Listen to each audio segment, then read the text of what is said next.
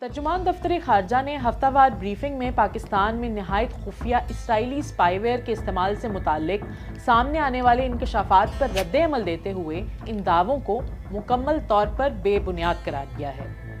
گزشتہ روز جاری کی گئی ایمنسٹی انٹرنیشنل کی تحقیقاتی رپورٹ میں یہ دعویٰ کیا گیا تھا کہ اسرائیلی کمپنی انٹلیکسا کا تیار کردہ اسپائی ویئر پریڈیٹر پاکستان میں استعمال ہوا ہے۔ پریڈیٹر نامی انتہائی درجے کا اسپائی ویئر متعدد ممالک میں انسانی حقوق کی خلاف ورزیوں میں ملوث پایا گیا تھا۔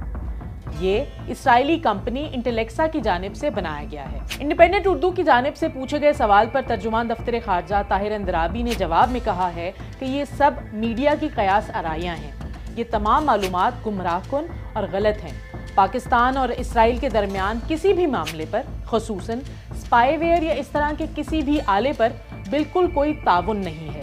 میں اسے مکمل طور پر مسترد کرتا ہوں۔ ایمنسٹی انٹرنیشنل کی جانب سے یہ انکشاف ایسے وقت میں سامنے آیا ہے جب پاکستان اور اسرائیل کے درمیان سفارتی تعلقات ہی قائم نہیں۔ دوسری جانب سال 2023 میں وزیر دفاع خواجہ آصف نے انڈیپینڈنٹ اردو سے گفتگو میں کہا تھا کہ ہیکنگ سے متعلق ٹیکنالوجی اور سافٹ ویئر بین الاقوامی مارکیٹ میں دستیاب ہیں، جو پاکستان اپنی ضرورت کے مطابق ایسی ٹیکنالوجی دنیا میں کہیں سے بھی حاصل کر سکتا ہے۔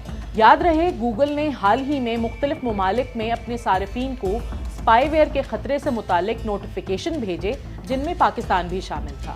ان اکاؤنٹس کو پریڈیٹر اسپائی ویئر کے نشانے پر رکھا گیا تھا۔